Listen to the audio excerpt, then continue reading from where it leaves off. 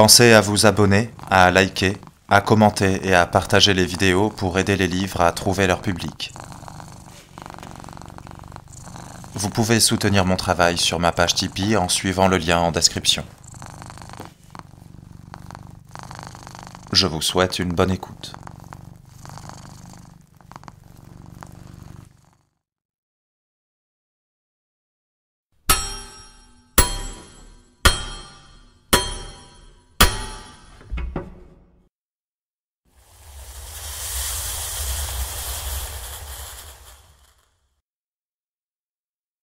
Artyom avait imaginé que le jour viendrait après la nuit de labeur. Mais il n'y avait ni jour, ni nuit. Et d'équipe il n'y en avait qu'une, qui œuvrait sans relâche. On versa de l'eau d'un tuyau en comptant les gorgées. On ne laissait personne faire des réserves. Les sanitaires brillaient par leur absence. Tous les tunnels sauf un étaient barrés de fils de fer barbelés, tendus comme une toile d'araignée. Impossible de fuir, pas même en rampant. Les hommes bêtes se soulageaient sur place, les hommes devant les femmes devant les hommes, sans s'interrompre dans leurs tâches. Les nouveaux venus l'apprenaient dès le jour de leur arrivée. On les fouettait avec des tresses de barbelés. On tuait sans compassion, avec le détachement d'un geste quotidien. Ceux qui refusaient de travailler, ceux qui n'en avaient plus la force, et ceux qui feignaient la mort pour y échapper. On ne ménageait pas les travailleurs. Il y en avait 2 arrivages par jour, et tout le monde avait besoin de bouffer, sans que la quantité des rations augmentât. À chaque fois que la porte métallique s'ouvrait, qu'on jetait de nouveaux volontaires dans la grotte sans fin de Chilerovskaya, Artyom sentait son estomac se nouer. Il s'attendait à voir entrer Dietmar. Sa roublardise n'allait pas tarder à être découverte. Les rouges enverraient des troupes de Kotny Ryad vers Teatralnaya par les vantaux hermétiques détruits du vestibule supérieur. Le Blitzkrieg deviendrait alors une interminable guerre de position. Et le Souzov reviendrait, et le ferait pendre pour haute trahison. Quand allait-il venir? Bientôt. On avait palpé Artyom, et décidé qu'il avait encore beaucoup de force. Aussi lui avait-on confié une brouette. Sa tâche consistait à ramasser la terre et les éclats de pierre aux pieds des mineurs barbus, et à les emporter dans le seul tunnel ouvert, qui courait vers Kouznetsky Most. On avait recouvert les traverses de planches, et il devait suivre cette route sur environ 300 mètres, avant de déverser son chargement sur une butte qui s'élevait déjà jusqu'au plafond. Artyom s'était aussitôt rendu compte qu'il n'avait pas tiré le pire numéro. On n'avait pas entravé ses jambes. Il n'était pas contraint à rester planté au même endroit, et on lui donnait même l'opportunité d'approcher tous les autres, en regardant qui avait excavé la plus grande quantité de terre. Son seul regret était qu'il n'y eût nulle part où fuir.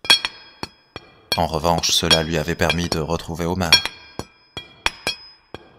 Le vieil homme l'avait précédé d'une 12aine d'heures, et possédait encore ses vêtements.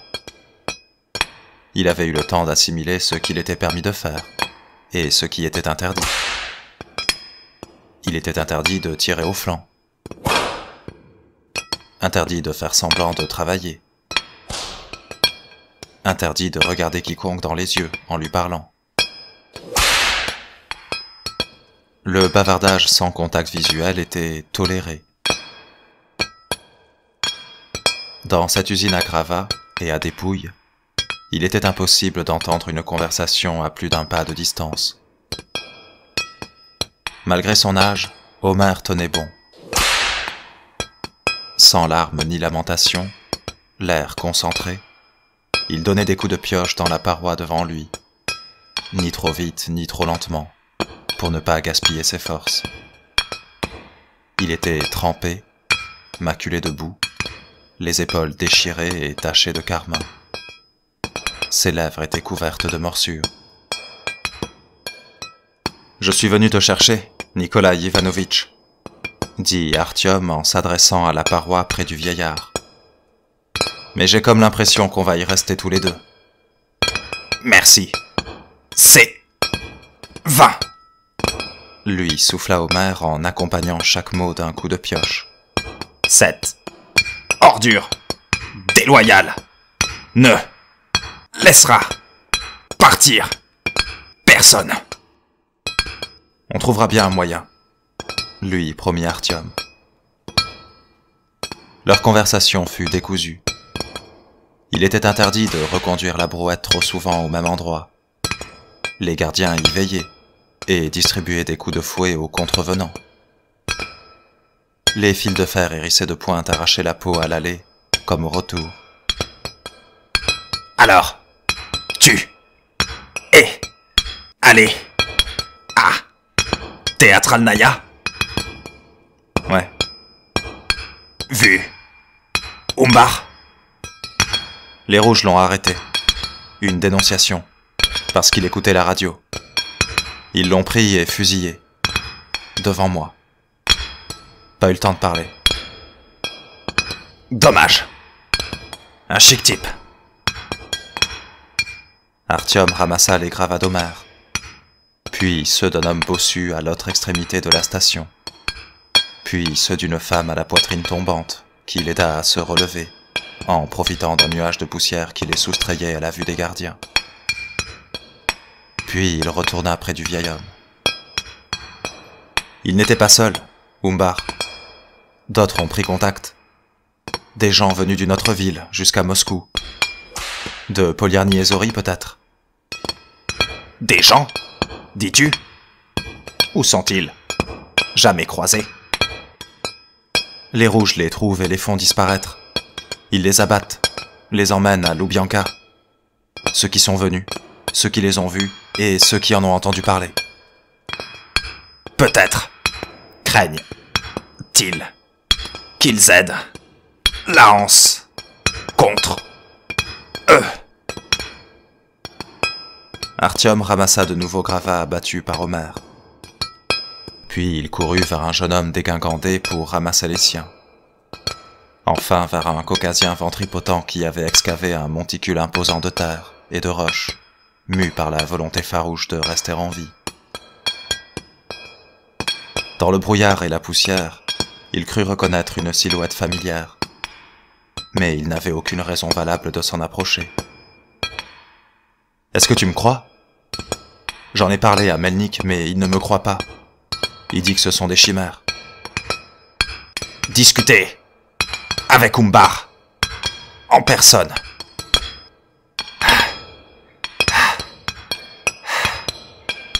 Je te crois.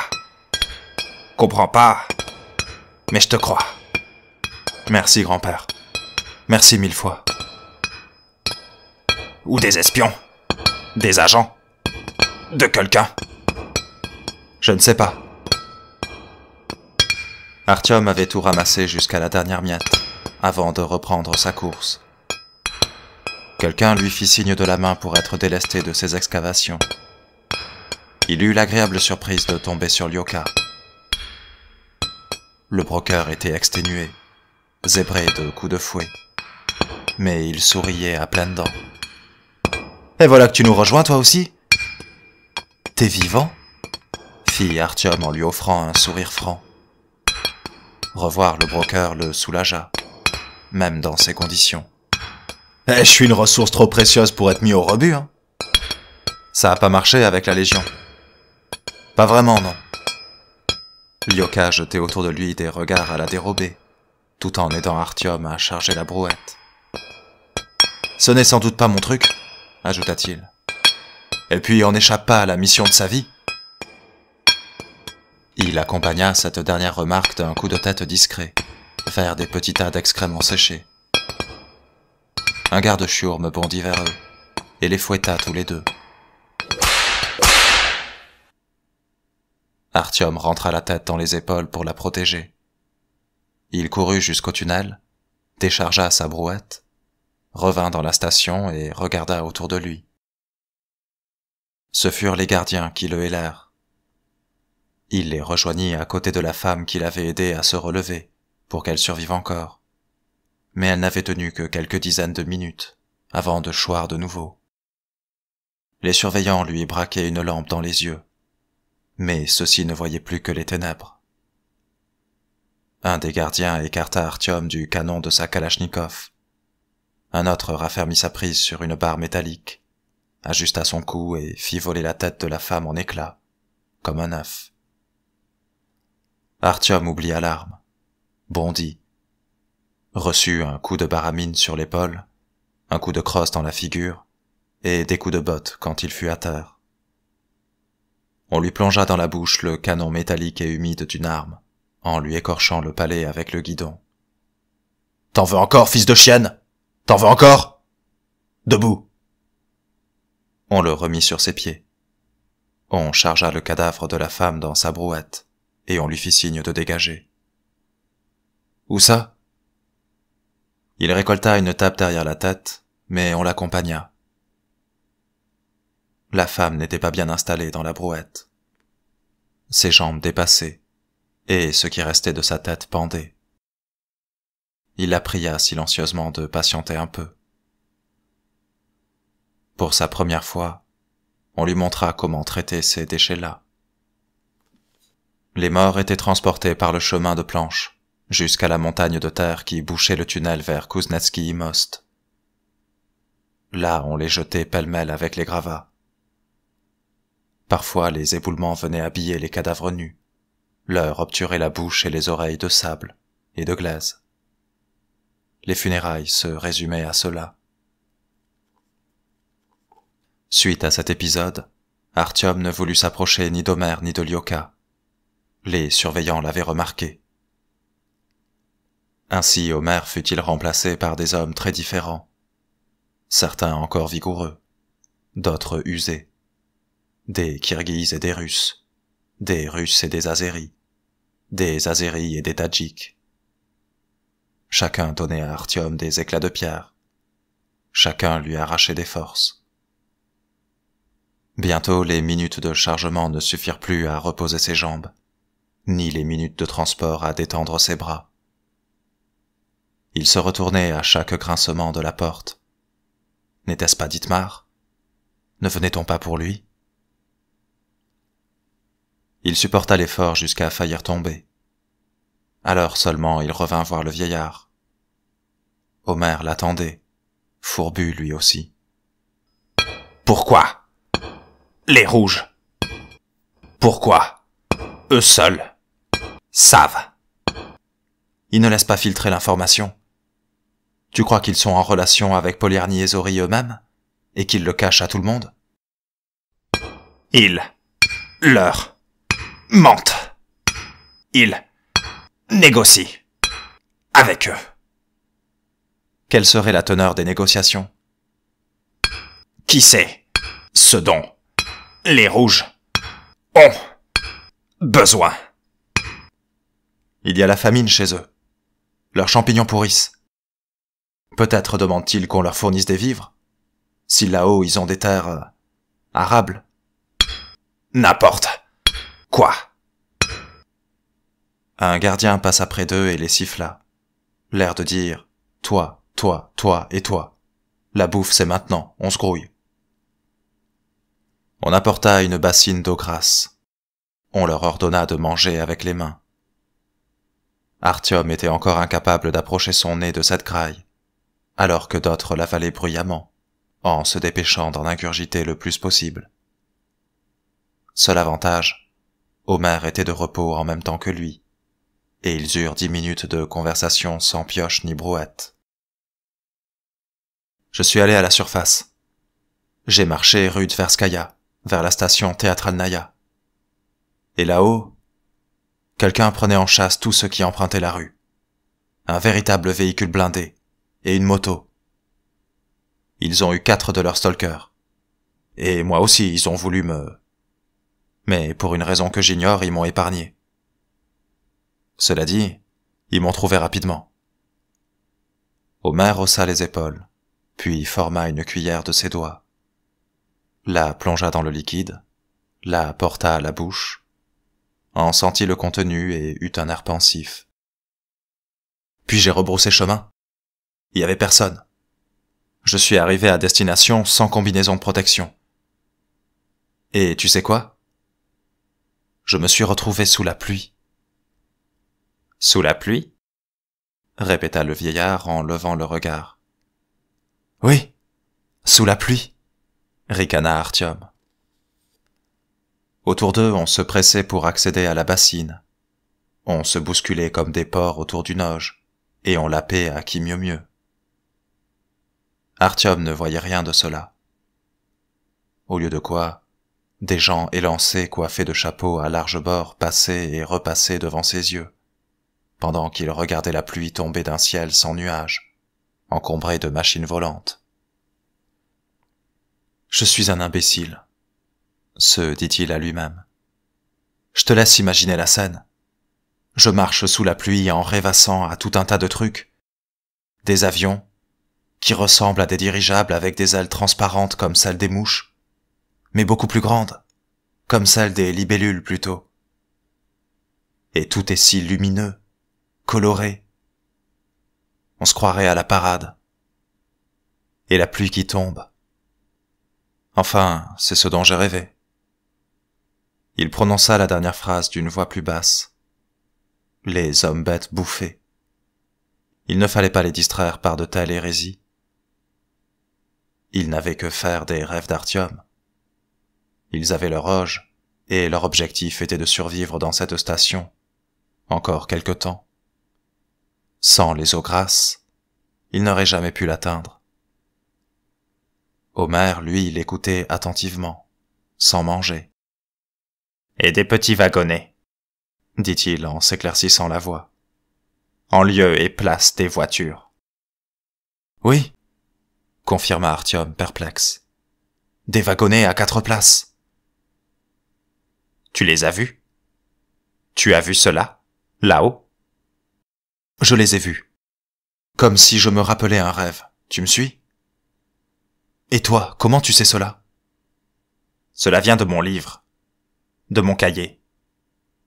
C'est écrit dans mon cahier. » Omer plissa les yeux et observa Artyom en se demandant si le jeune homme se moquait de lui, ou cherchait à raviver des souvenirs douloureux. « Tu l'as pris, hein, mon cahier? Tu l'as lu? Quand? »« Je n'y ai pas touché. Où est-il d'ailleurs? »« Confisqué, aussitôt après ton départ, par Dietmar. Les papiers, le cahier, tout. »« Comment ça, tu ne l'as pas lu? Comment sais-tu ce que j'y ai écrit alors? »« Mais je te le répète, c'est un rêve. »« Ce n'est pas ton rêve, Artyom. Et ce n'est pas un rêve du tout. »« Quoi? »« Je t'ai parlé de la jeune fille, de Sacha, celle qui s'est noyée à Toulskaya, dans la station submergée. »« Oui, ça me revient. Quand on s'était mis minable à Tsvetnoï Boulevard, non? »« Oui. C'est cette Sacha-là. C'est ainsi qu'elle se représentait le monde de la surface. Elle est née dans le métro, elle n'était jamais montée là-haut. Et c'est de cette manière un peu infantile et naïve. Sacha, celle aux cheveux blancs? Artyom sentit le monde vaciller autour de lui, comme sous l'effet d'un souffle d'air chaud. Il se massa les tempes. Sa tête allait exploser. « Mais bouffe, qu'est-ce que t'attends ?» lui lança un homme en relevant la tête de la bassine. Il avait l'abdomen gonflé, et de sa barbe hirsute goûtait une eau saumâtre. « T'es beau là à faire la fine bouche, on te file à bouffer qu'une fois par jour. » Il se contracta et laissa échapper une longue flatuosité. Puis il s'allongea sur le dos et fixa le plafond. Il avait fait son possible pour aider Artyom. Mais Artyom ne pouvait même pas poser les yeux sur la bassine sans sentir monter la nausée. Celle aux cheveux blancs, oui, toute maigre. Elle ne devait pas avoir plus de 18 ans. Comment le sais-tu?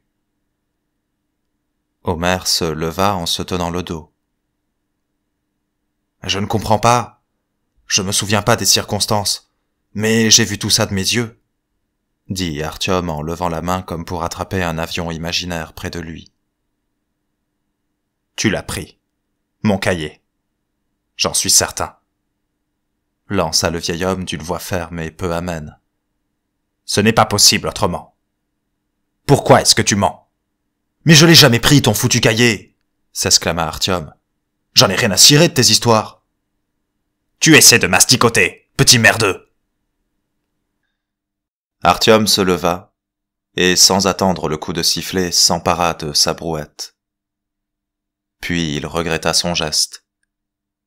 Il eut suffisamment de temps pour le regretter. Ensuite, tout se fondit, s'aggloméra. Chargement, course, déchargement. La pierre, la terre, les morts, les uns au-dessus des autres. Ses bras et ses jambes s'enflammèrent, puis se turent, puis se vidèrent de toute force, lâchèrent, puis trouvèrent un second souffle, une nouvelle étincelle de vie. Et c'était à travers une douleur sourde qu'il se mouvait, lever, poser, marcher, tirer, jouer la montre. Il s'endormit sur ses jambes. Il n'avait pas fermé l'œil depuis 24 heures. On le réveilla à coups de morsures d'acier. Il essaya d'aider ceux qui tombaient. On le chassait à coups de chaîne. Il cessa de se retourner au moindre grincement de la porte. Il avait oublié jusqu'à l'existence de Dietmar. Il ne voulait plus rien savoir. Il ne voulait plus écouter les plaintes des hommes bêtes, entendre leur passé, la façon dont chacun avait échoué en ce lieu, pour quelle atrocité chacun était puni. Certains pourtant ne cessaient de marmonner leur histoire, non pas à Artyom mais à la cantonade, pour que tout le monde les connût, se rappela d'eux ne fût-ce qu'un petit peu quand ils iraient se noyer dans la vague de gravats, qui avançait inexorablement vers la station. Il n'avait plus l'esprit assez clair pour tracer des lignes entre l'opérateur radio abattu et Svinolup, entre Zouiev à la langue bien pendue et Loubianka, entre Melnik et Bessolov, entre Bessolov et le Führer, entre le Führer et Dietmar. Rien ne s'agençait, rien ne faisait sens.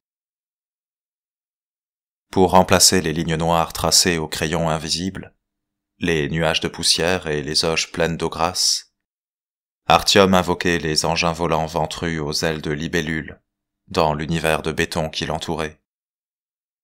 Il bâtissait des gratte-ciel dans sa caverne. Ces avions incongrus lui donnèrent la force de tenir jusqu'à la fin du jour, le transportèrent dans le monde que la jeune femme noyée avait imaginé. Non. Il avait vu tout ça de ses yeux. Il en était certain. La question était quand? Et comment? On sonna la relâche. On les chassa dans un coin. On les entassa les uns sur les autres pour dormir. Artyom sombra aussitôt en se disant qu'il verrait dans ses rêves le monde de Sacha. Mais il n'y vit que des cages, un Svinolup revenu d'entre les morts, et sa propre fuite.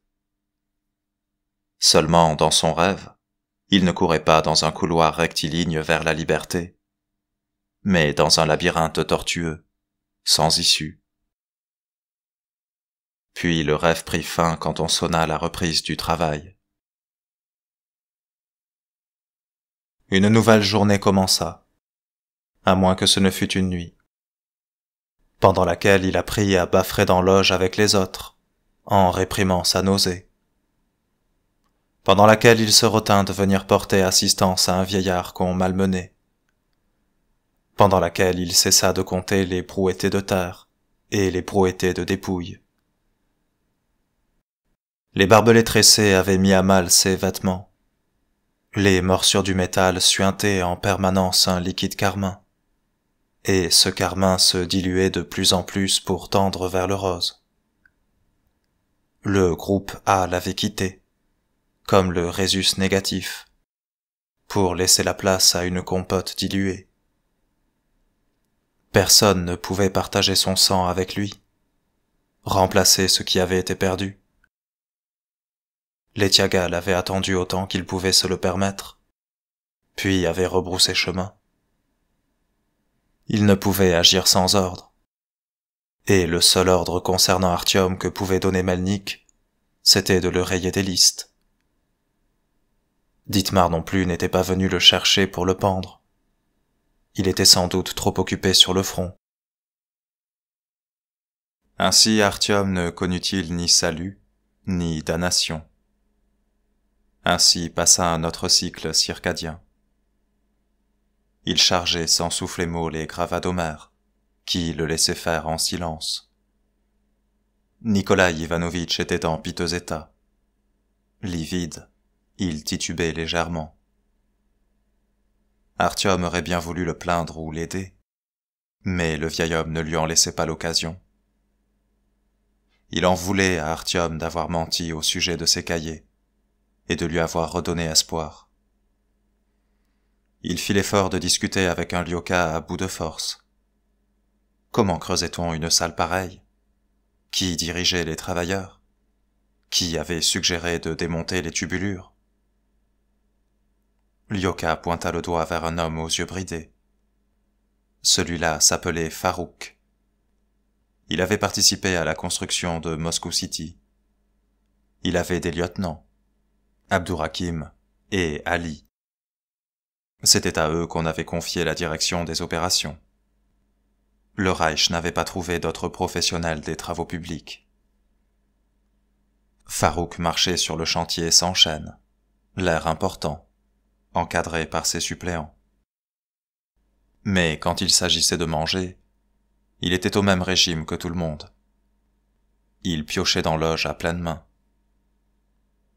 Il s'acquittait de sa tâche avec l'assurance de l'habitude, en décidant qui devait creuser, qui mélangeait le béton, qui posait les étais. « Il faut qu'on se fiche le camp », dit Artyom au broker. « Sinon on va crever. »« Crever est le plus sûr moyen de fiche le camp d'ici, » lui répondit le broker avec un pâle sourire.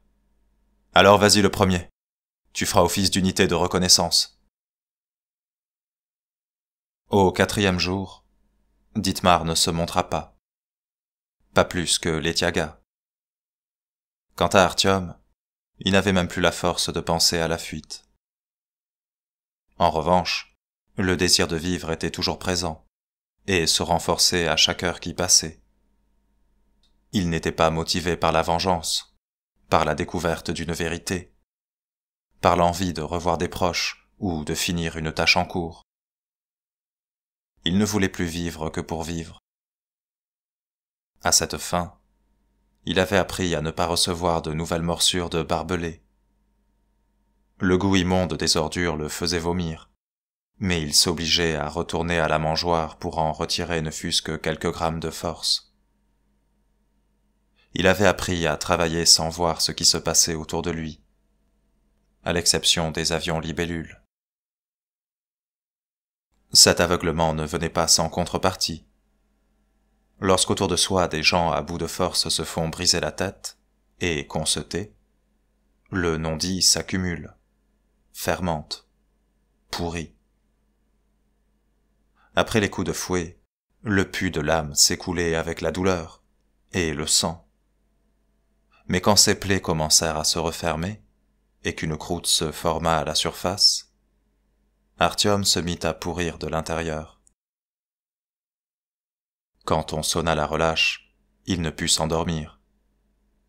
Il se tournait, se retournait, se grattait, arrachait ses croûtes, ses croûtes, ses croûtes. Il flottait dans son insomnie, dans la chaleur, dans la promiscuité comme dans une fosse commune. Qui lui avait parlé de ses croûtes? Qui voulait le laver? Qui? Sa tête reposait sur les genoux d'une femme. Vois la croûte dont il s'est enrobé comme d'une carapace. Allez, ma petite, sois douce avec lui. Tout était flou, comme s'il voyait la scène à travers un film transparent, souillé. Pourtant, ce n'était pas un rêve, c'était la réalité. Sa tête reposait sur les genoux d'une jeune femme. Il levait les yeux vers elle, et elle baissait les yeux sur lui. Vu sous cet angle, ses petits seins blancs avaient des allures de croissant de lune. Elle était nue, tout comme Artyom. Il tourna la tête pour déposer un baiser sur son ventre plat, constellé de traces rouges, comme des points, des traces anciennes, des traces de torture. Il l'embrassa sur ses brûlures. La peau y était plus douce. « Merci, Sacha. » Elle effleura de ses doigts les cheveux d'Artyom. Elle les caressa, les aplatit. Mais une fois sa main passée, ils se redressèrent de nouveau. Son sourire était distrait. Le monde tanguait autour de lui. Ferme les yeux. Veux-tu savoir comment je m'imaginais le monde de la surface? Le lendemain, Artyom jetait des regards à la dérobée en direction du vieillard, pour voir quand enfin son tas de gravats serait assez haut pour qu'il pût lui rendre visite. Il lui tardait de tout raconter, de partager sa découverte, d'apporter de la joie et de se justifier. Mais Omer travaillait très lentement, comme s'il n'était pas pressé. Il avait maigri. La peau pendait sur ses os. Son regard errait dans le vague. Ses coups contre la paroi étaient faibles, et les éclats qui en jaillissaient, petits. Il parvenait à peine à égratigner le mur. Puis, sans avoir rempli son quota, il s'assit, s'adossa contre la pierre, étira ses jambes et ferma les yeux. Artyom fut le premier à le remarquer. Il lança un caillou vers Lyoka pour qu'il fît diversion, puis chargea le vieillard sec dans sa brouette, et fit mine de partir l'enterrer, mais il le déchargea à côté des dormeurs. Il reçut des coups de fouet pour avoir fait un tour à vide, mais pas pour le reste. Il demanda à Dieu de ne pas rappeler Omer à lui. Il lui en avait demandé beaucoup au cours de la semaine, et ne savait pas comment il pourrait le payer de retour. Pourtant, il fut entendu, et on ajouta cette nouvelle demande à ses dettes. Omer ne mourut pas, et se réveilla à l'appel du sifflet avec une autre équipe de travailleurs. Artyom se débrouilla pour le retrouver devant la bassine. Il brûlait d'envie de partager sa découverte. « Écoute, grand-père, je me souviens maintenant comment ces avions sont arrivés dans ma tête. »« Hein ?»« L'autre jour à Tsvetnoï, quand nous avons bu. Je crois que je l'ai vu. Tu sais, j'ai encore l'impression d'y être. C'est là, devant mes yeux. Seulement, je te demande de ne pas te mettre en colère contre moi, d'accord ? » « Tu l'as vu ?»« Oui, là-bas, à Tsvetnoï. C'est elle qui m'a tout raconté. Ton cahier n'y est pour rien, je te le jure. »« Elle est à Tsvetnoï ? Mais comment ça ? La jeune femme, avec des cheveux blancs, fine, Sacha, la petite Sacha. »« Tu ne me mens pas, là ?» demanda le vieillard d'une voix faible. Il voulait croire Artyom, de toutes ses forces. « Non, je ne mens pas. Je ne te tourmente pas. »« Elle est vivante ? Mais tu as mangé des tas de saletés là-bas. Alors, tu aurais pu... Je l'ai vue. J'ai parlé avec elle. Je m'en souviens maintenant. » « Attends. Sacha ? Ma petite Sacha ? Dans ce bourbier ? Dans ce lupanar ? Qui faisait-elle ? Comment l'y as-tu vue ? Qu'est-ce qu'elle fait ? » « Rien, grand-père. Elle allait bien. La semaine dernière, elle était en vie. »« Mais comment a-t-elle pu... Comment s'en est-elle sortie? Comment est-elle? C'est d'elle que je tiens tout ça. Ces images, les avions, la pluie. Elle m'avait dit « Ferme les yeux et imagine ». Mais elle est dans un bordel. Pourquoi est-elle dans un bordel?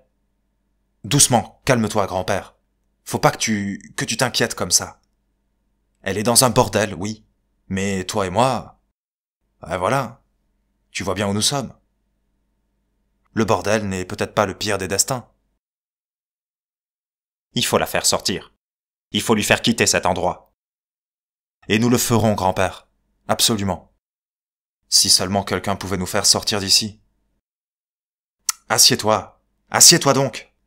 Qu'est-ce qui te prend de bondir ainsi?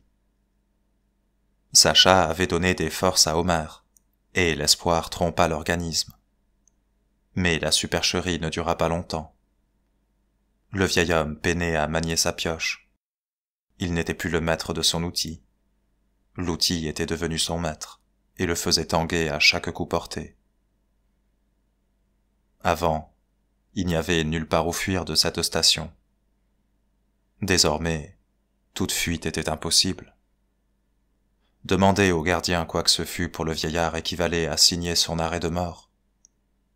Seule l'arrivée d'une nouvelle fournée de travailleurs prévint l'exécution de la sentence. À la venue de nouvelles forces laborieuses, les gardiens relâchaient leur surveillance des anciens. Ce fut ainsi qu'Omer survécut une journée de plus. Puis on vint le chercher. « Nikolaïev! Nikolaïev !» cria-t-on à l'entrée dans un porte-voix. « Nikolaï Nikolaïev !»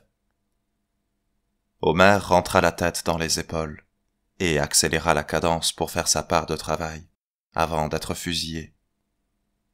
Artyom partit en reconnaissance vers la source de l'appel, en poussant sa brouette devant lui. Dans l'embrasure de la porte, regardant autour de lui d'un air craintif, se tenait le professeur Ilya Stepanovitch, engoncé dans un uniforme, encadré par des hommes armés. Il avait la figure tuméfiée. Sinon, il semblait indemne. Il porta de nouveau le mégaphone à ses lèvres. « Nikolaïev! Omer !» Sur ce dernier mot, la mémoire revint aux gardiens, qui scrutèrent le chantier et traînèrent le vieillard jusqu'à lui.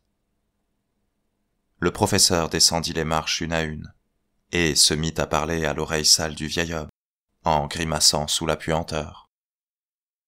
Omer ne levait pas les yeux, et se concentrait sur l'examen de ses pieds. Artyom reçut un coup de fouet pour lui rappeler qu'il était interdit de lambiner, comme de se montrer curieux, et il se remit en chemin. Ilya Stepanovitch resta immobile pendant quelques instants, fit un geste de sa main propre en direction de Nikolaï Nikolaïev, et s'enfuit. « Que voulait-il » demanda Artyom à Omer alors qu'ils attendaient leur déjeuner. « Il voulait me faire sortir. Il a commencé à rédiger son livre et se trouve bloqué. On a accédé à toutes ses demandes. Un bureau séparé, une nourriture plus saine, mais il n'y arrive pas. Il dit avoir lu mon cahier, et il veut que je l'aide, que je lui souffle les idées. En échange, il me ferait sortir d'ici pour de bon. Retourne le voir, accepte son offre. Comment ça, accepte son offre? Tu veux que j'écrive son livre? Mais qu'est-ce que ça fait? Ici, tu mourras. Prêter ma plume à son livre à la gloire du Reich? Si tu ne fais pas ça, il n'y aura jamais aucun livre. Tu disparaîtras. Tout disparaîtra. Omer sirota le bouillon clair. Il en avala une gorgée. Le goût n'était pas mauvais. Il ressemblait à celui de la vie. Je lui ai dit que je ne sortirais pas sans toi. Mais si tu sortiras, grand-père, vas-y. Mais il ne peut pas. Il a demandé une personne pour l'assister dans sa tâche, et il prétend qu'on ne lui en autorisera pas une deuxième.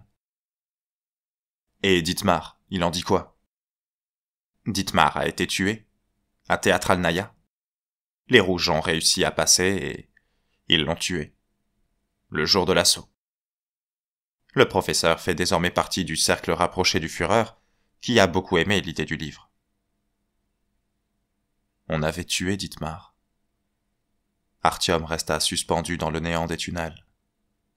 Désormais, il n'y avait plus personne dans le Reich pour se souvenir de lui.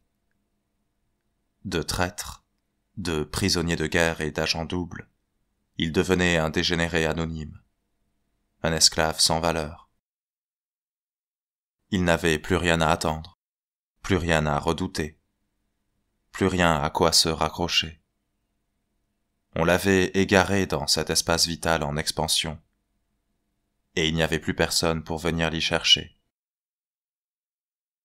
Ses forces, Artyom les jetait dans le tunnel, qui s'en remplissait comme un boyau, alors que lui s'étiolait peu à peu. Un goût de rouille lui emplissait la bouche. La faim l'avait abandonné. Une douleur lui vrillait les tempes. Même les plus résistants finissaient par s'épuiser. Le temps était venu d'entrevoir le bout du tunnel. « Vas-y, grand-père. Vas-y quand même. »« Mais comment pourrais-je te laisser derrière moi? Tu es revenu me secourir. »« Si tu sors, il reste un espoir. Je ne leur suis plus utile, mais au moins ils ont encore besoin de l'un de nous deux. Si tu restes, tu mourras. Et alors je mourrai aussi. C'est une certitude. Demande à ce qu'on rappelle le professeur et pars avec lui. »« Je ne peux pas. » »« Comment feras-tu pour récupérer ta fille si tu y passes ici? Pardon de te dire ça, mais il ne reste plus beaucoup de temps. Tu tiens à peine sur tes jambes. »« Je ne peux pas. » Vers la tombée de la nuit, quand on emporta son voisin dans une brouette pour l'ensevelir sous des pierres, le vieillard avait extrait suffisamment de gravats pour qu'Artyom pût revenir le voir. « Si jamais j'acceptais, je pourrais peut-être me trouver une place là-haut et te faire sortir d'ici. »« Bien sûr, » lui répondit Artyom. « C'est exactement à ça que je pense. »« Tu crois qu'il faudrait que je demande? »« Oui. »« Et toi, tu tiendras le coup? Combien de temps est-ce que tu tiendras? »« Le temps qu'il faut, grand-père, » lui promit Artyom d'une voix qu'il espérait assez convaincante. « Ne bouge pas, je vais chercher les gardiens. » Alors qu'ils attendaient l'arrivée du professeur, ils purent discuter librement. Les gardes-chiournes n'étaient plus aussi enclins à molester Omer, et Artyom bénéficia par ricochet d'une part de cette immunité. « C'est très bien que tu sortes, grand-père. C'est bien que tu recommences à écrire. J'imagine que tu ne feras pas qu'écrire son livre à lui, pas vrai? Tu en profiteras pour continuer le tien. »« Je ne sais pas. »« Tu le continueras, j'en suis sûr. C'est bien quand on laisse quelque chose derrière soi en ce monde. Tu avais raison. »« Arrête ça. »« Non, écoute. Bien sûr, il serait impossible de tout dire, mais je voudrais te confier quelque chose au sujet des Noirs. Le plus important. J'imagine que tu as prévu de parler d'eux dans ton livre. »« Et alors? » ?»« Les Noirs, grand-père. Il faut pas croire ce qu'on en dit. Ce n'étaient pas des démons, pas plus qu'une menace. C'était notre unique espoir de salut. Et encore une chose, c'est moi qui leur avais ouvert les portes du métro. J'étais encore un gamin. J'étais incapable d'oublier une journée de quand j'étais petit. Et c'est pour ça. Quand il avait titillé Vitalik et Tcheniya, des garçons de son âge, pour qu'ils aillent jouer au stalker et explorer la station abandonnée de Botanichesky Sad, malgré la stricte interdiction faite à tous les enfants de mettre les pieds dans les tunnels, quand il avait tourné la manivelle qui servait à remonter les vantaux hermétiques et ouvert la voie vers la surface, quand il s'était précipité le premier vers les marches branlantes de l'escalator, comment l'expliquer?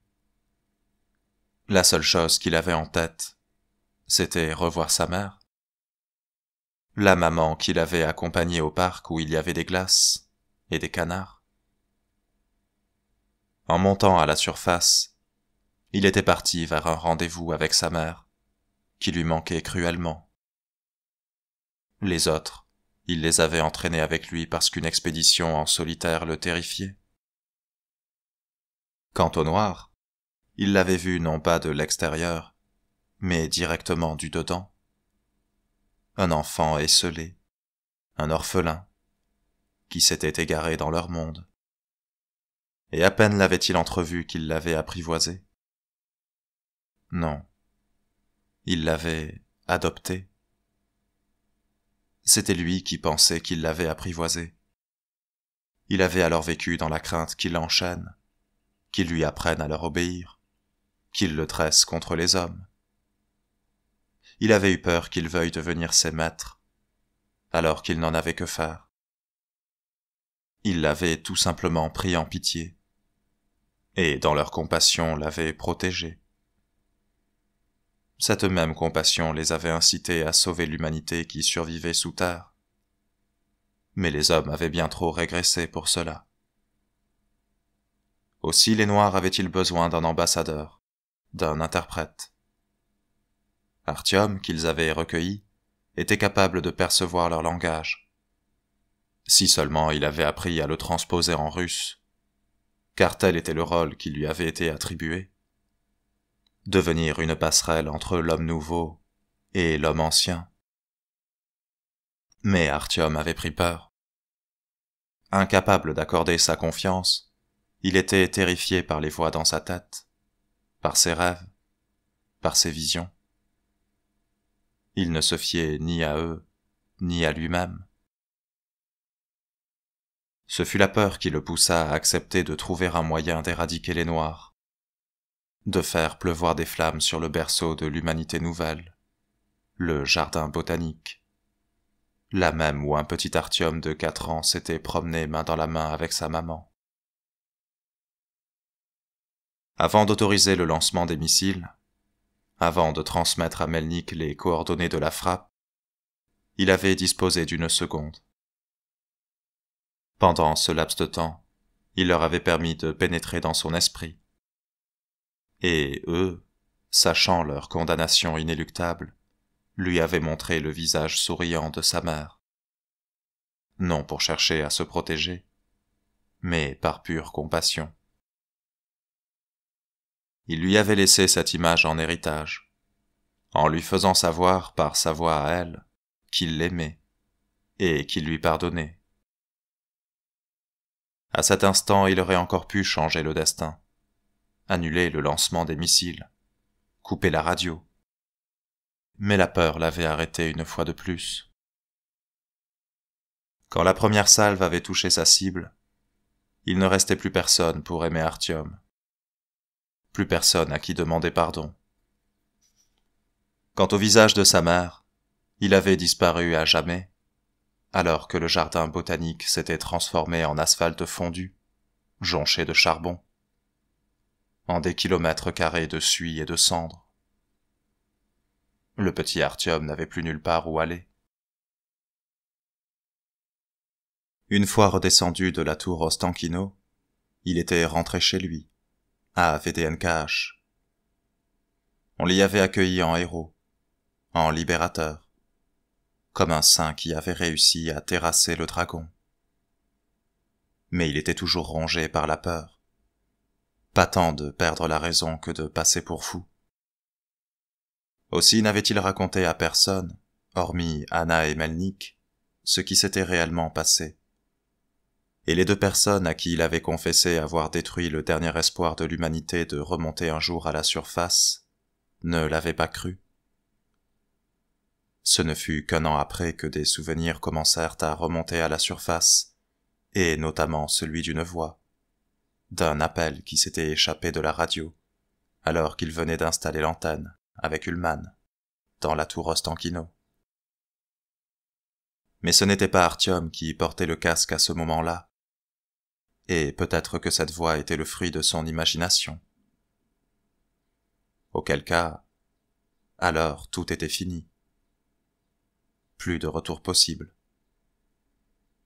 Le destin de l'humanité aurait été scellé par ses mains sales, couvertes de terre et de jus de champignons. Les siennes, à lui. Lui, Artyom.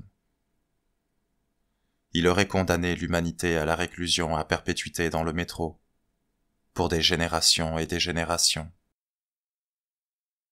Mais s'il existait ne fût-ce qu'un endroit sur cette terre où la vie était possible, Justin. Nikolaïev! Nikolaï Nikolaïev! Viens, je vais t'accompagner. Peut-être qu'ils me laisseront sortir. Tout ce que tu viens de dire, c'est vrai? Omer tenait Artyom par la main comme si le jeune homme aidait le vieillard à marcher. Mais en vérité, c'était le contraire. Oui. J'ai tout déballé un peu rapidement, comme j'ai pu, pour avoir le temps.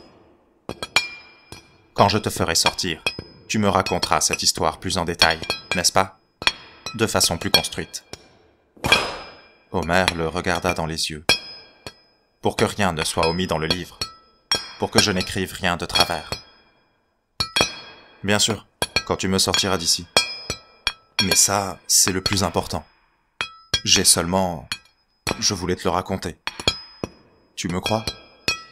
Oui. Et tu vas le consigner par écrit? Mot pour mot. C'est bien, dit Artyom. C'est très bien. Ilya Stepanovitch se tenait devant l'entrée, impatient, et regardait les hommes bêtes. Sans doute cherchait-il un moyen de les exclure de son manuel. L'arrivée d'Omer lui rendit le sourire, et il lui couvrit les épaules d'une doudoune. Le vieil homme tendit la main à Artyom. « À bientôt !» La figure du professeur se crispa.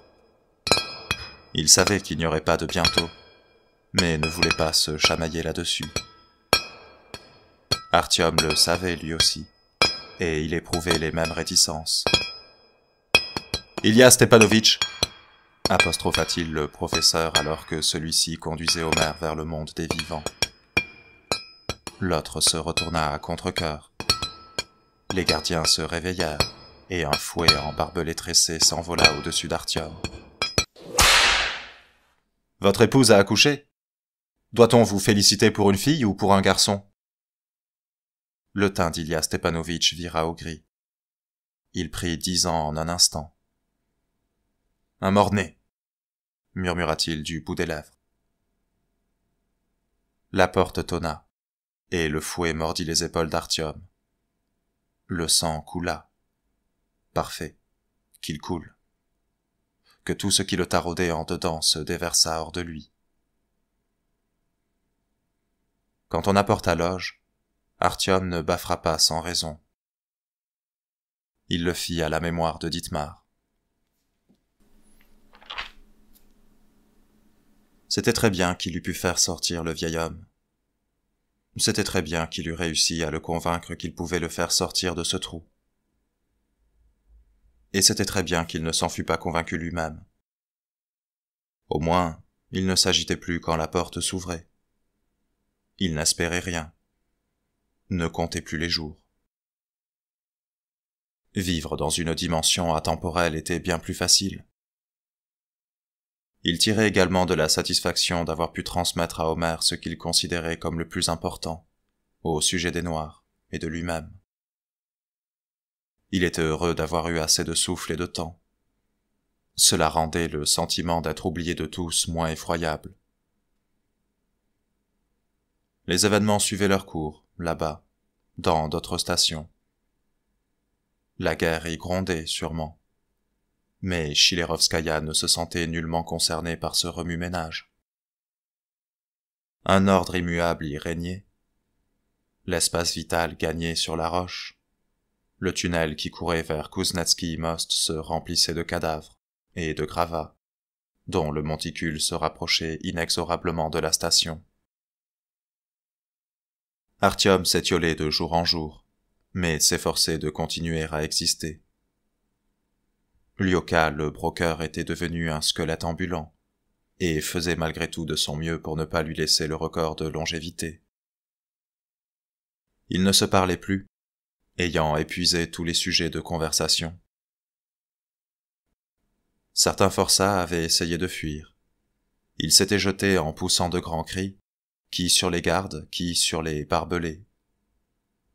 On les avait tous fusillés, avec d'autres pris au hasard, pour marquer les esprits. Depuis ce jour, chacun redoutait les évasions, à ne plus vouloir y penser. Artyom ne tenait que parce qu'une fois sonné le signal de la pause, il se traînait jusqu'au fossé dortoir, s'y affalait sur quelqu'un, fermait les yeux et imaginait que sa tête reposait sur les genoux de Sacha, superbe dans sa nudité. Il se caressait alors les cheveux, sans sentir le poids de sa propre main, et se l'imaginait qui lui montrait la ville à la surface. Sans Sacha, il serait mort très vite. Au bout de 4 heures de sommeil réglementaire, il se levait, il courait, il jetait, il soulevait, il poussait, il déchargeait. Puis il marchait, rampait, tombait, et le cycle reprenait au réveil suivant. Combien de jours? Combien de nuits? Impossible à savoir. Il n'était plus capable de pousser que des brouettes à demi remplies. Les forces lui manquaient pour des charges plus lourdes. Heureusement que les monstres avaient perdu beaucoup de poids à force de repas indigents. Comment les lever, sinon? Comment les enterrer? Pendant ces périodes de veille, il avait également un divertissement secret. Un des murs de la station échappait aux travaux de terrassement, parce que juste derrière il y avait le couloir de correspondance, où avaient été installés les logements sociaux. Là-bas, derrière le mur, d'après ses calculs, se trouvait le petit appartement douillet d'Ilya Stepanovitch et de Nariné. Une fois par jour, Artyom courait discrètement jusqu'à ce mur, en coulant autour de lui des regards de conspirateurs, et frappait 2 coups distincts. Les gardiens ne les entendaient pas plus qu'Ilya Stepanovitch, ni même Artyom. Pourtant, ce petit rituel déclenchait systématiquement chez lui une crise de fou rire. Puis, au beau milieu de cette éternité, survint la délivrance. Une délivrance que tout le monde avait oublié d'attendre, qu'on avait désappris à attendre. Une délivrance terrible. Échappés du monde extérieur, la guerre fit irruption dans leur petit univers. La porte s'ouvrit et se ferma à une fréquence folle, et Chilerovskaya se remplit soudain d'hommes bien nourris, engoncés dans l'uniforme de la Légion de Fer. Les monstres et les hommes bêtes cessèrent leur activité, se figèrent, et fixèrent d'un air niais ces hôtes inattendus. De leur cerveau ankylosé et désobéissant, ils tentèrent de recomposer la mosaïque des mots lâchés par les nouveaux venus. Les rouges ont pris Kuznetsky Most. Ils ont fait venir des troupes de Loubianka. Ils vont tenter une percée ici. D'une minute à l'autre. Les ordres sont de les arrêter. Où sont les experts en démolition? Pourquoi sont-ils en retard? Faut poser des mines dans le tunnel qui mène vers Kuznetsky Most, le plus loin possible de la station. Où sont les explosifs? Qui a les détonateurs? Ils arrivent! Ils sont tout près! L'avant-garde! Ils ont des mitrailleuses! Allez, plus vite! Coupez les barbelés. Posez les explosifs plus loin. Encore plus loin. Exécution. Les démolisseurs arrivèrent au pas de course, en sueur. Ils portaient de lourdes caisses d'explosifs. Les hommes bêtes n'avaient pas encore compris ce dont ils retournaient. Artyom observait toute cette agitation, à travers le voile de son indifférence. Il ne se sentait pas concerné par ce qui se déroulait devant ses yeux. Nous manquons de temps. C'est trop près. Gagnez du temps. Comment est-ce qu'on peut faire? Nous allons être débordés. Nous allons perdre la station. C'est hors de question. Puis quelqu'un eut une idée. Faites sortir les monstres. Dans le tunnel. Quoi? Les monstres, dans le tunnel. Ils essuieront la première vague. Avec leurs pelles et leurs pioches, ils retiendront les rouges. Pendant qu'ils se battront, nous poserons les explosifs. Mais ils vont pas se battre. Regarde-les. Alors nous allons nous en servir comme d'un barrage humain. Nous allons les faire charger. Soloviev, Borman, clique. Faites-les converger vers le tunnel. Plus vite! Le temps nous est compté, bande de traînes savates! Plus vite! Les gardiens firent siffler les fouets, distribuèrent des coups de chaîne, et entreprirent de décoller les terrassiers des murs contre lesquels ils s'étaient aplatis. Puis le troupeau humain fut poussé vers la gueule du tunnel, qui, quelques minutes plus tôt, était inaccessible, barré par 3 épaisseurs de barbelés. Cette toile d'araignée pendait désormais en lambeaux. La deuxième voie qui menait vers Kuznetsky-Most était ouverte, et au fond des ténèbres se préparait quelque chose de terrible. Les hommes-bêtes avançaient dans le tunnel en traînant les pieds, comme sonnés. L'air impuissant, ils lançaient des regards interrogateurs vers les surveillants. Que leur voulait-on? Chacun tenait dans ses mains l'outil dont il s'était toujours servi. Qui une pelle, qui une pioche, qui une masse. Artyom avait empoigné sa brouette, mais elle s'était révélée une gêne, car outre la difficulté à franchir les traverses, elle cognait dans les jambes de ceux qui le précédaient. Aussi lui avait-on ordonné de l'abandonner. Il avait obtempéré, et marchait désormais les mains vides. Il en éprouva de l'inconfort, ses mains s'étant adaptées aux poignées cylindriques de la brouette et aux manches de la pelle. Elles exigeaient d'agripper un outil. Ceux qui marchaient en queue de troupeau recevaient des injonctions et des coups des hommes en armes qui les pressaient d'avancer. Derrière eux arrivaient les sapeurs mineurs, qui charriaient des caisses et déroulaient des câbles. Où? Pourquoi? Bêlaient les hommes nus, en écarquillant les yeux dans les ténèbres, et en se retournant vers les faisceaux lumineux des lampes et les canons des kalachnikovs de ceux qui les encadraient. Des tréfonds du trou noir qui allait engloutir sous peu tout le monde, s'échappaient en même temps que les ruisseaux de condensation, les échos d'un lointain hurrah. Quoi? Et qu'est-ce qu'il y a là-bas? Où est-ce que nous allons? Est-ce qu'on nous libère? On nous libère! Quelqu'un vient de le dire! Ta gueule! Fermez tous vos gueules! Avancez! Avancez, sale bête! T'as entendu? Vous avez entendu? On ne fera pas 100 mètres avec ces connards rampants. Ils avancent à peine, c'est du sabotage. Allez, commence à poser tes charges ici. Continuez à faire avancer ces monstres, à coups de baïonnette s'il le faut. Nous n'aurons pas le temps. Arrêtez-vous tout de suite, faites avancer les autres. Les sapeurs stoppèrent net et s'affairèrent autour des caisses d'explosifs. Après les avoir ouvertes, ils entreprirent de fixer des paquets en forme de briques sur les parois du tunnel et d'en glisser certains entre les tubulures. Le canon d'une kalachnikov poussa Artyom dans le dos. Il accéléra le pas, et les démolisseurs frénétiques disparurent derrière lui. Les fouets déchiraient l'espace. Des lampes torches éblouissantes éclairaient les hommes bêtes de dos, et projetaient sur les rails de longues ombres tordues, alors qu'un haut-parleur s'égosillait derrière eux. « Hé, vous!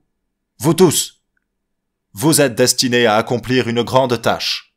À sauver le Reich. Une horde de monstres avance vers nous, une horde de cannibales rouges que rien n'arrête. Aujourd'hui, vous avez l'opportunité d'obtenir le pardon. Payez de votre sang le droit de vous dire des hommes. Ils veulent anéantir le Reich avant de s'en prendre à tout le métro. Vous seuls pouvez les arrêter.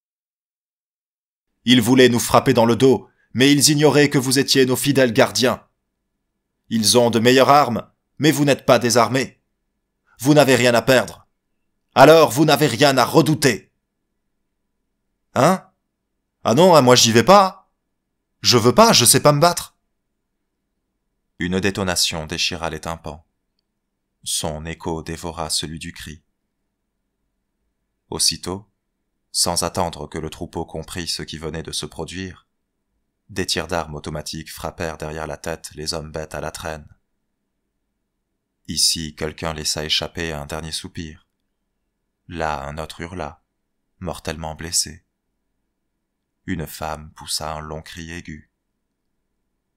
L'homme qui marchait à côté d'Artyom se retourna. Une balle siffla, et il tomba face contre terre, avec un gargouillement humide. « En avant, souillure! Ne vous arrêtez pas! On nous tue! Ne vous arrêtez pas! Ils tirent! Courez !»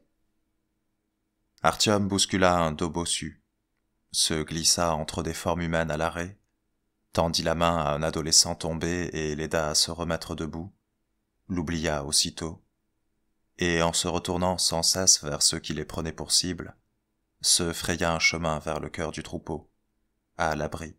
« En avant! En avant !» La mort qui les frappait dans le dos fit basculer les hommes bêtes un rang après l'autre, comme des dominos. Ceux encore debout se précipitèrent à la rencontre de l'effroyable qui venait vers eux en rebondissant sur les parois du tunnel, comme une vague d'eau souterraine qui aurait rompu un barrage. « Nous ne sommes pas du bétail !» hurla soudain quelqu'un à l'avant du troupeau. « Nous ne nous laisserons pas abattre !»« Allons-y, on ne se laissera pas faire !»« Qu'il crève ! Mort à l'ennemi !» cria quelqu'un au milieu de la foule. « En avant! En avant !»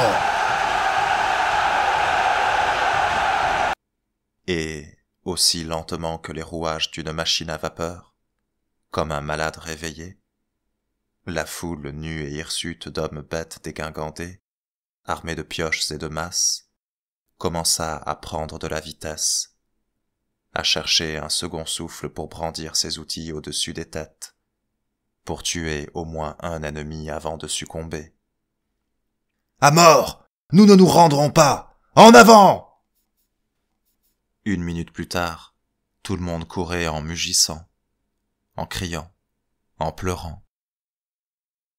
Les bergers armés de Kalachnikov auraient dû eux aussi courir dans la foulée de leur troupeau excité, mais ils n'en éprouvaient ni l'envie ni le courage. Les taches de lumière s'atténuèrent, les gardiens perdirent du terrain, peu désireux de se mélanger à cette chair à canon. Les premiers rangs plongèrent dans une pénombre visqueuse. Les ombres se fondirent dans les ténèbres opaques. Artyom courait les mains nues, mais il était incapable de s'arrêter.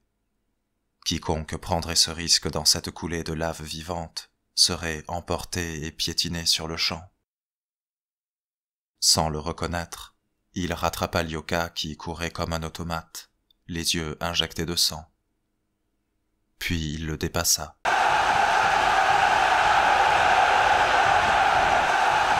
Les rouges apparurent subitement. Ils déchirèrent le voile des ténèbres et tombèrent aussitôt nez à nez avec les hommes bêtes. À peine étaient-elles nées du tunnel que les deux masses compactes se heurtèrent.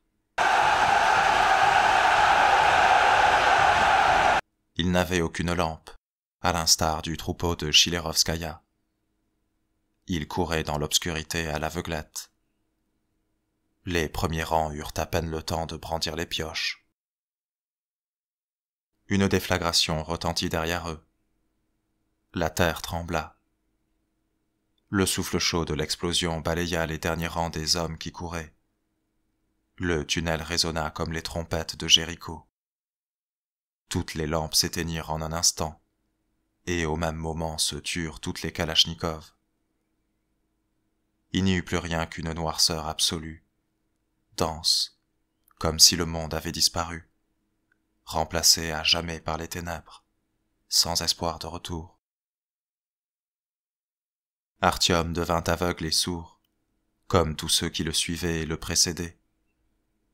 Ceux qui avaient chu se relevèrent aussitôt, malgré leur contusion, et cherchèrent à tâtons qui sa pioche, qui sa masse. Parce qu'ils percevaient, non par les oreilles, mais par chaque pore de leur peau, la mort frappait le troupeau au hasard. Il fallait se relever. Il fallait s'en protéger avec l'outil qu'on avait sous la main. Mais mieux encore, il fallait prendre de l'élan et lui éclater le crâne en 1000 morceaux, lui planter le fer dans ses orbites sèches et vides, puis l'arracher, reprendre son élan et frapper de nouveau. Plus personne ne les poussait en avant, mais ils se précipitaient d'eux-mêmes, répondant à l'appel de la mort. car il était plus effrayant de se cacher et d'attendre sa visite, car chacun voulait frapper le premier, avant de tomber sous ses coups. Aucun coup de feu ne fut tiré. Les autres, les rouges, ne possédaient aucune arme à feu. Tout le monde s'affrontait au corps à corps, avec ce qui tombait sous la main. Impossible de savoir quoi dans l'obscurité qui les enveloppait. Artyom écarta les bras, saisit un manche, arracha une pioche à son propriétaire et se rua à la curée, ivre de peur et d'horreur, en piétinant des corps nus pour plonger au cœur de l'abattoir. Il rechignait au rôle du bétail aveugle qu'on y jouait. Il lui préférait celui du boucher industrieux, puisqu'aucun autre choix ne lui était offert. Là-bas, tout près déjà, on taillait, on dépeçait, on écrasait, on s'activait avec rage, toute l'humanité oubliée, sans savoir qui on tuait et pourquoi. Plus personne ne criait à mort ni hurrah, parce qu'on avait oublié la langue russe, comme toutes les autres. On se contentait d'onomatopées ou de grognements, de cris inintelligibles. Ça sifflait, ça bourdonnait, ça fendait l'air. Les pioches qui manquaient leur part de viande résonnaient contre le béton. Celles qui trouvaient leur cible laissaient échapper des bruits humides de succion. Des courants d'air au relent de rouille soufflaient à la figure d'Artyom. Du métal aiguisé passait à proximité de sa tête. Il reculait et frappait en retour. Étaient-ce les siens ou les autres? Y avait-il en ces lieux des gens qu'il aurait pu appeler les siens? Le sang puait la rouille, et les gens la merde. Les hommes bêtes et les bêtes humaines, des deux côtés, se précipitaient les uns contre les autres. Ils usaient leur dernière force à s'entretuer au plus vite, pour mettre un terme au carnage et chasser leur terreur. Artyom frappa une fois, puis une deuxième, puis une troisième. Il trouva une cible à plusieurs reprises. Un liquide chaud l'éclaboussa. La pioche se coinça et l'entraîna en avant, lui sauvant ainsi la vie. Un objet lourd destiné à lui briser le crâne lui effleura les cheveux, mais manqua son but. Une douleur explosa dans son genou, et il fut propulsé sur les rails, incapable de se remettre debout. Il rampa et voulut se réfugier dans quelque chose de doux, mais tout ce qui était doux vivait encore, se rebiffait, le repoussait tant que ça en avait encore la force, l'engluait dans sa chaleur visqueuse. Une éternité s'écoula. Les ténèbres demeuraient opaques et les gens s'entretuaient toujours. On pleurait, on gémissait, on frappait au jugé, on manquait, on touchait, on heurtait les rails. Artyom entendait le métal sonner et priait en silence sans laisser un souffle échapper de sa gorge. Il était couché, la tête posée sur une dépouille, et faisait semblant d'imaginer les genoux de Sacha. Il avait tiré à lui un autre cadavre, en guise de couverture, pour se cacher dessous. Une autre éternité s'était écoulée avant que le calme retombe. La boucherie s'arrêta lorsqu'il n'y eut plus personne pour tenir debout. Ce fut alors que les presque morts se mirent à bouger et à recouvrer la parole. Artyom s'arracha des genoux de Sacha en tenant le sien, et s'assit. « Ça suffit, chuchota-t-il. Je n'en peux plus. Je veux plus tuer personne. Qui es-tu? Il tendit les mains et palpa autour de lui. Qui est là? Tu viens de Chilerovskaya?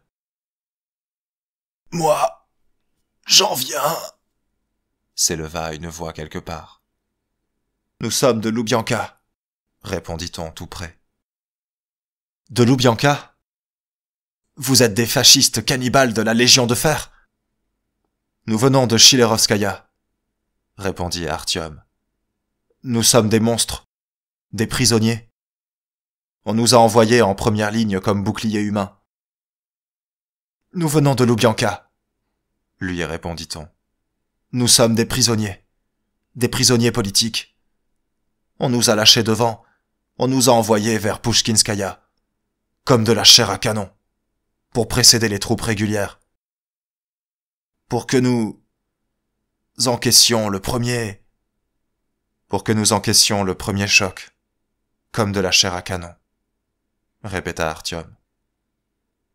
Pour que nous les monstres. Il n'y a que des gens de Loubianka ici. On sort tous des cellules, tous aux arrêts, lui dit-on. La police politique nous a tiré dans le dos pour que nous aussi. Nos gardiens nous ont tiré dans le dos. Ils ne nous ont pas suivis. Ils sont restés en retrait.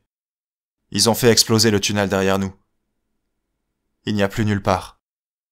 Nous n'avons plus nulle part. Ils ne nous ont pas suivis, ils nous ont laissé tomber. Mais alors, pourquoi nous? Et vous alors, pourquoi? Pourquoi nous?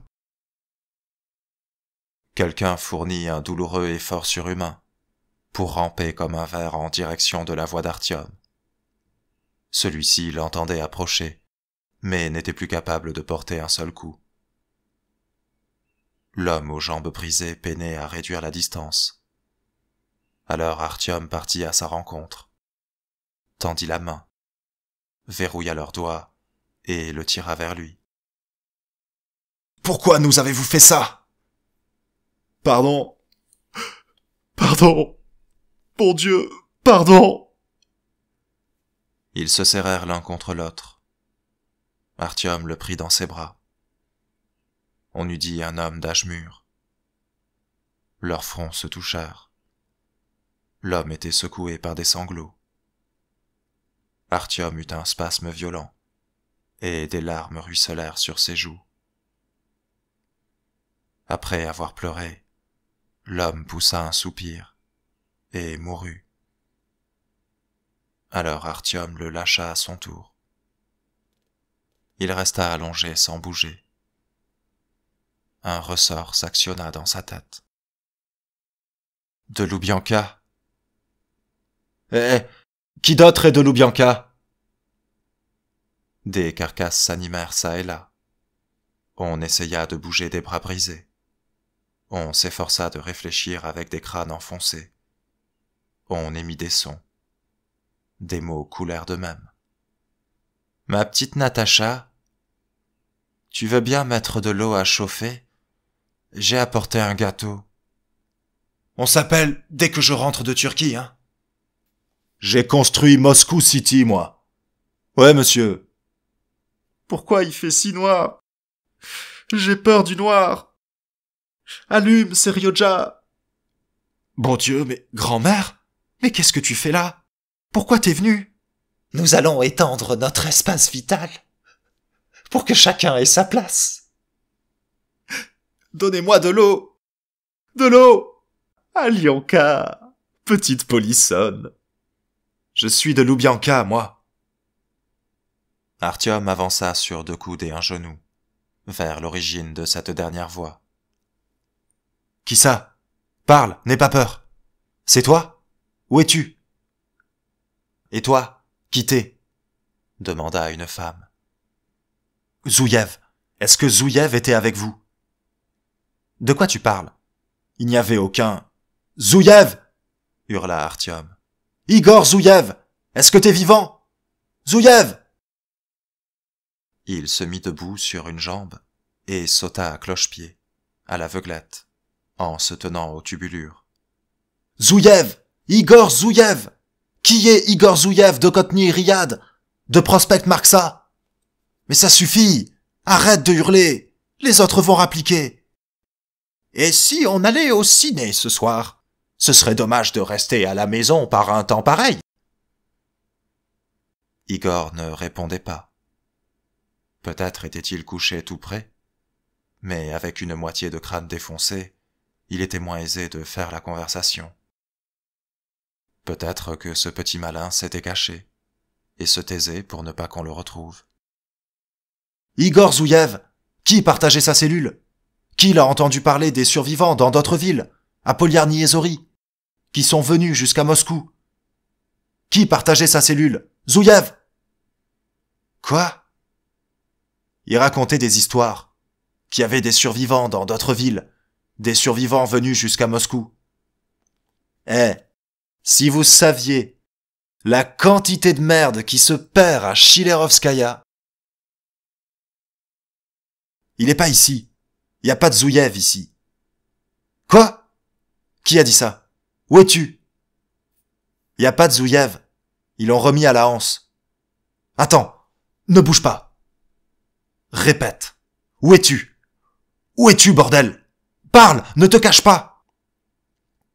Pourquoi est-ce que tu le cherches? C'est un ami à toi? Je dois savoir. Je dois savoir ce qu'il a dit. De qui il s'agissait.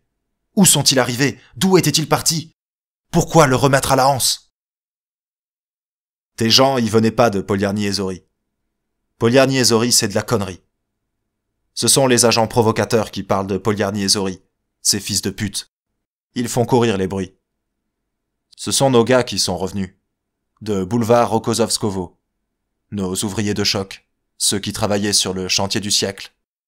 À Balachika. C'est de là qu'ils sont rentrés. De Balachika. Attends! Mais où es-tu? Artyom avança à cloche-pied, jusqu'à ce que sa main rencontrât le vide.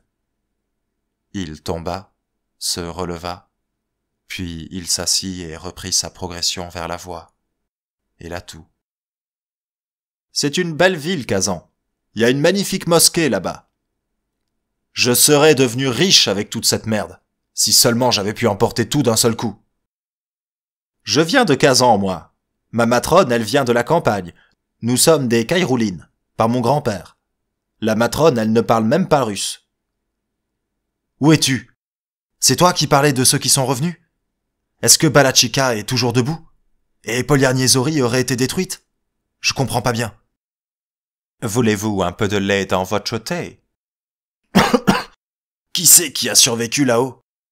Les agents provocateurs parlent de Poliarny et Zori. C'est une belle histoire. Les imbéciles la gobent. Balachika, c'est un avant-poste, à la surface, là-bas. Il y a une radio, une centrale radio. Et, avec les autres villes, au cas où, Zouiev a dit... Qu'est-ce qu'il a dit? Qu'a dit Zouiev? Qui récupère la petite Tania au jardin d'enfants aujourd'hui? Toi ou moi? Arrière, Satan! Ne me touche pas! Pars, s'il te plaît! Je ne suis pas à toi! On m'attend au ciel! Un avant-poste? À la surface?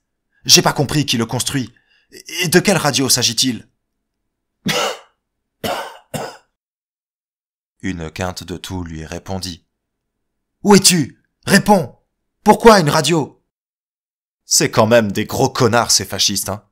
Ils torturent pour un oui ou pour un non, et ils ramassent même pas leur merde. Les rouges.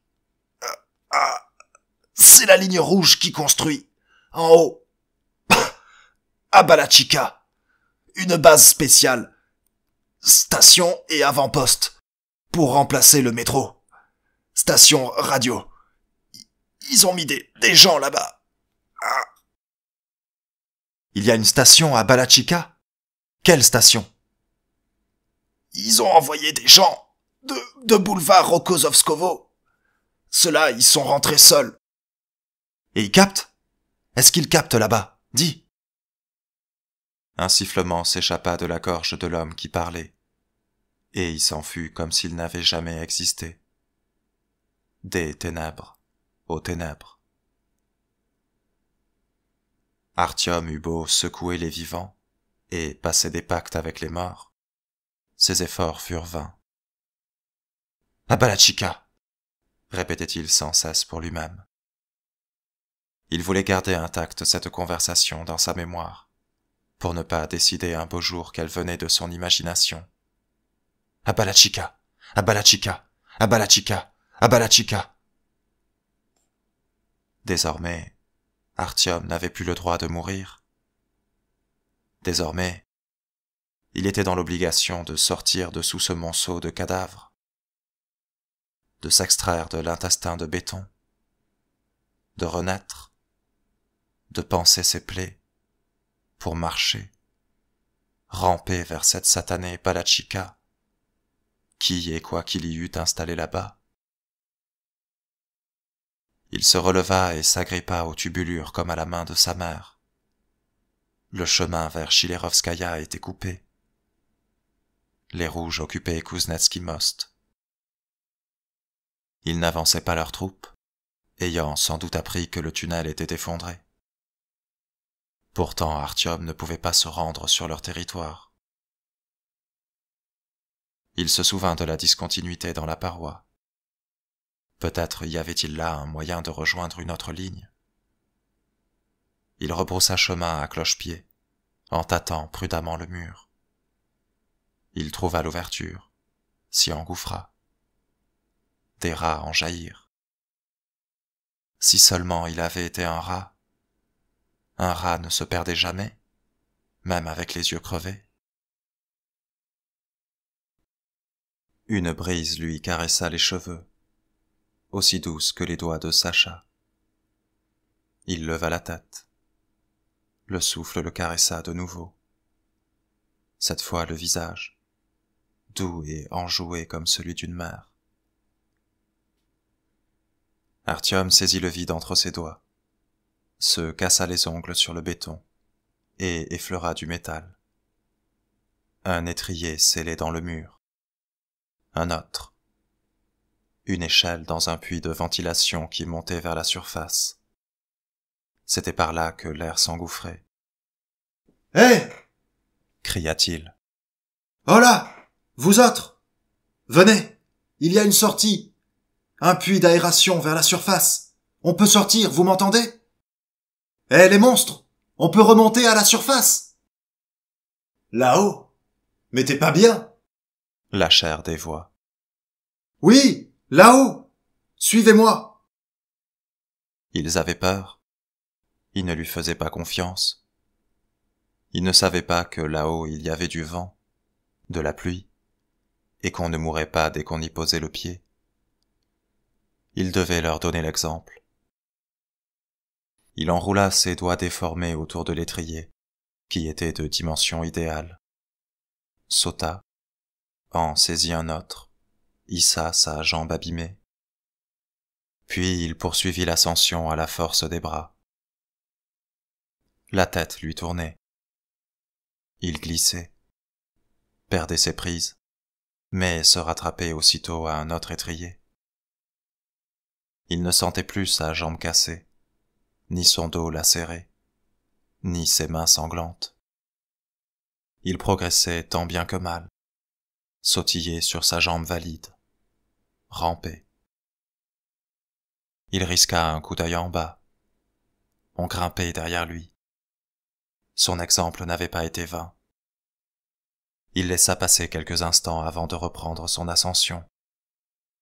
S'il ne sortait pas des tunnels maintenant, il ne le ferait jamais.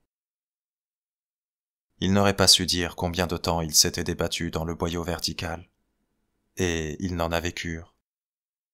Il déboucha enfin dans un réduit grillagé. Il y avait une porte fermée de l'intérieur par un verrou rouillé. Il paya le prix fort. Ses mains devinrent une bouillie de pulpe sanguignolante, mais réussit à débloquer la pièce de métal. Il ouvrit la porte en grand, franchit le seuil à quatre pattes, et se retourna sur le dos. La lumière d'un soleil levant baignait le monde extérieur. Il était allongé par terre, sur la terre, pas au-dessous. Et ce n'était pas sa tête qui tournait, mais tout ce putain de globe qu'Artyom avait lancé comme une toupie. Quelqu'un s'affaissa près de lui. Un seul. Aucun autre n'était monté. « Quittez ! demanda Artyom. Es-tu humain?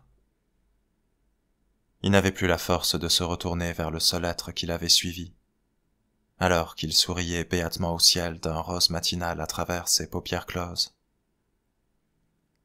Lyoka? Qui d'autre? Lui répondit-on. Le broker au manteau de cuir? Broker tu as été, dit Artyom, heureux d'avoir vécu jusqu'à cet instant. À compter de maintenant, tu seras mon premier apôtre. Sur ces paroles, on éteignit la lumière.